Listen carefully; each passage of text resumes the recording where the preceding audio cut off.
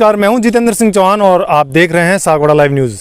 इस वक्त हम डूंगरपुर ज़िले के सागवाड़ा उपखंड अंतर्गत सागवाड़ा नगर पालिका के प्रताप नगर कॉलोनी में आए हुए हैं, जहां पर एक महिला जो आपको यहां पर सामने दिखाई दे रही है, ये महिला जो है 1980 में इनकी शादी हुई थी और शादी जिनके साथ हुई थी उनका नाम है गोवर्धन लाल यादव, जो निवासी हैं दुवेड़ सिमलवाड़ा के, और अभी हाल फिलहाल में वो एक उच्च पद पर आसीन है। जिला परियोजना समन्वयक पद पर जिला डूंगरपुर के एक अधिकारी के रूप में आसीन है।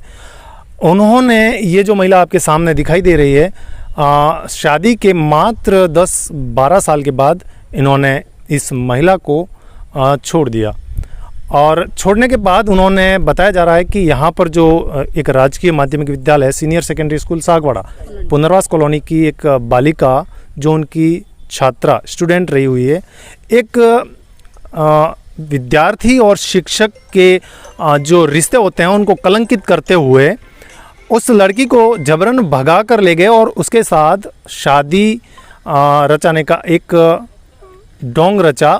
और अभी तक बताया जा रहा है कि उन्होंने ऐसी कोई लीगल शादी नहीं की हुई है। और आपके सामने जो दिखाई दे रही है उनकी वाइफ है, उनकी पत्नी है, उनकी एक संतान भी हुई थी, एक लड़की हुई थी, और वो लड़की अभी हाल फिलहाल में इस दुनिया में नहीं रही है। लेकिन इसके बावजूद जब इन्हें एक भरण पोषण का एक दावा प्रस्तुत होता है जो सागवाड़ा न्यायालय में प्रस्तुत किया हुआ है, और उसके अनुसार न्यायालय में एक दावा प्रस्तुत होने के बाद जो 500 रुपये का उन्होंने भरण पोषण का न्यायालय ने आदेश दिया था, वो आदेशों की अवहेलना करते हुए उन्होंने अभी तक इन्हें 1 रुपया भी नहीं दिया। इस संबंध में हम इनसे जानकारी लेते हैं। मन कूटी मारी काढ़ी दीदी, मोने એને ઘેરે જાઉં તો મને ફેવા નહીં દે, કૂટી કૂટીને બહાર કાઢે ને એના બાદ એ તો નોકરને રાખી એમ કરીને બીજી બાયલી આવી ગયો ને મને કૂટતો અને મારતો અને મને ટકવા નહીં દીધી।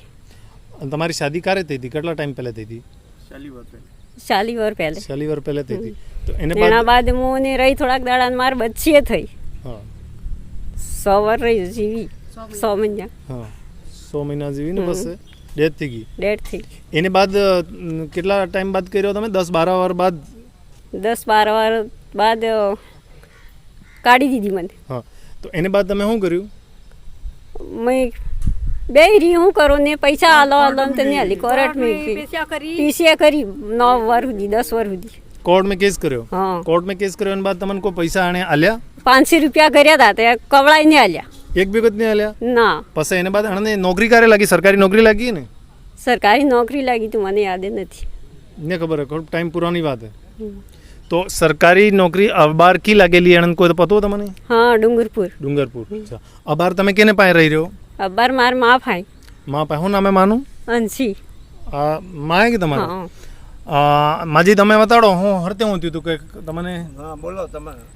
હું થા એને શાદી કરી આલી એના બાદ 10-12 વર્ષ રહીને એને શાદી કરતા પહેલાં એને નોકરી નહીં હતી, નોકરી મળી ને પછી આને નહીં રાખી, કાઢી દીધી। આમ મેનવા જાઉં તો એને રવા દીધી ને એને બચ્ચી થઈ તોય અમે એને મેનવા જાઉં ઘણા ફરા ગયો તો નહીં રવા દીધી ને પછી અમે એણે કેસ કર્યો, એના હાથે અમે પછી પેશિયા કરી ને 12 વાર 13 વાર એટલી પેશિયા કર્યું છે। આણે હાણી વાતનો કેસ કર્યો તો એણે મારે તમે કે નાથરા દઈ દીધી એમ કરીને કેસ કર્યો મને, અમારા માથે હામો કેસ કર્યો એણે।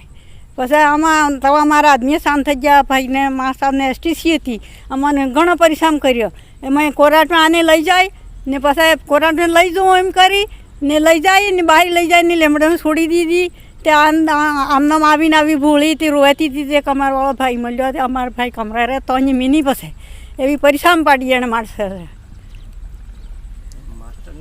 तो जैसा कि यहाँ पर माँ और बेटी आपके सामने दिखाई दे रही है, इनकी वेदना है, ये अपनी दुख भरी दास्ता को सुनाते हुए बता रहे हैं कि जिनके साथ इन्होंने शादी रचाई थी और जीवन निभाने की सौगंध खाई थी, कस्में खाई थी, अग्नि के सामने फेरे लेकर उन्होंने इनको अभी त्याग दिया है और उनके सामने देखने के लिए तैयार नहीं है।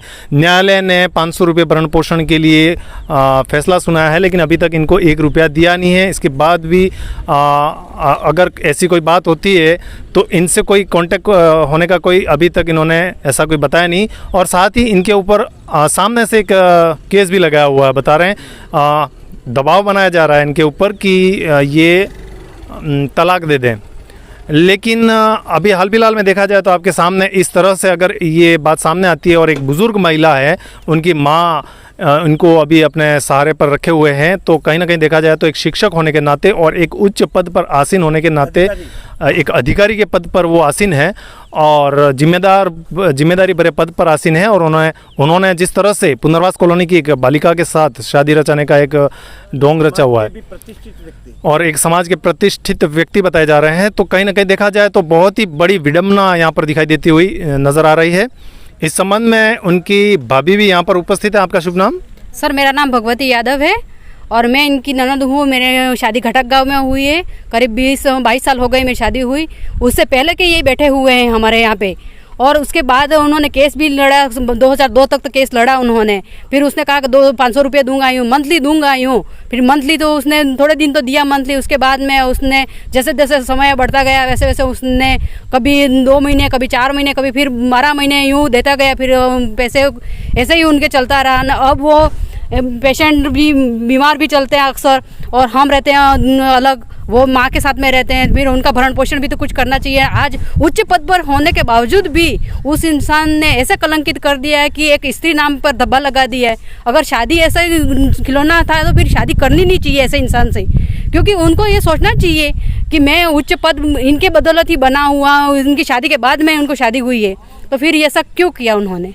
ये बता रहे हैं जैसा कि उन्होंने एक नई शादी की और एक छात्रा को ये लेकर चले गए हैं भगाकर और उसके साथ शादी की है, तो क्या लीगल कानूनन शादी की है या किस तरह से? ये कानूनन नहीं बता रहे, कोई नहीं बता रहा कानूनन, न तो हमारे समाज बता रही है न कानून हमें बता रहा है, कुछ नहीं बता रहा है। सिर्फ हमें तो वो यूँ कह रहा है कि मेरे काम वाली बाई रखी है, यूँ करके उन्होंने अवैध संबंध भी रखे उस साथ में। आज उनकी औलादे भी हैं, 2 बेटियाँ हैं, 1 बेटा है उनके, और आज वो डूंगरपुर में हाउसिंग बोर्ड नंबर 8 में रह रहा है। किसको बता रहे हैं काम वाली बाई रखी है, ऐसा किसको बता रहे हैं? वो कोर्ट में भी उसने यही बताया था कि मैंने काम वाली बाई रखी है, मैंने शादी नहीं की है। लक्ष्मी बाई, लक्ष्मी नाम है उसकी पत्नी का। जो छात्रा थी स्कूल की, छात्रा थी उसका। तो उनके बच्चे भी हैं? उनके बच्चे भी हैं, 2 बच्चियां हैं और 1 लड़का है उनके। और वो बता रहे हैं कि काम वाली है? काम वाली है यूँ। उस टाइम वो जब उनके संबंध हुआ कोर्ट में चला तब यही बताता कि मैं काम वाली रखी है यूँ, मैंने कोई पत्नी नहीं रखी है, मैंने कोई शादी नहीं की है यूँ। तो आपने इस संबंध में इनकी तरफ से कोई केस किया हुआ था कि उसने सामने से केस किया था, उसके थ्रू हम लड़े और रोज जाना आना। अब देखो इनकी स्थिति आप देख रहे हो, ये अकेले जा नहीं सकते, आ नहीं सकते, हम कहाँ से कहाँ सपोर्ट करते रहे इनको। अब उनको तो आवश्यकता है, अब वो कहाँ जाए यूँ ये छोड़ के। अब तो इनकी हालत नहीं है कि वो खुद कमा के खा सकते, इतने दिन तो खा सकते थे, अब वो तो है नहीं, अब उसको भी कोई लाभ नहीं मिल रहा है। तो फिर ऐसे इंसान को यहाँ उच्च पद पे रहने की आवश्यकता ज़रूरत नहीं है यूँ, मतलब कहने का कि वो उच्च पद पे है तो उसका बहिष्कार हो रहा है कहीं ना कहीं, तो अपने लेवल का पद है।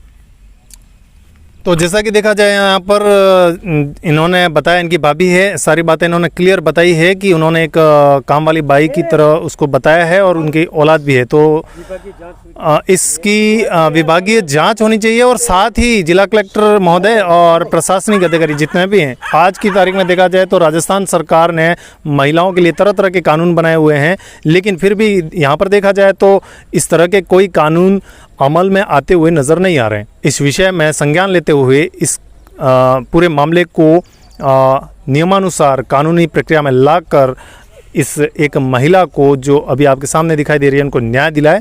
सागवाड़ा लाइव न्यूज़ ब्यूरो से कैमरामैन कबीर अमलव के साथ मैं जितेंद्र सिंह चौहान, धन्यवाद। सागवाड़ा लाइव न्यूज़, जी हाँ, लेटेस्ट खबर पाने के लिए चैनल को सब्सक्राइब कीजिए, वीडियो को लाइक कीजिए और शेयर कीजिए। धन्यवाद।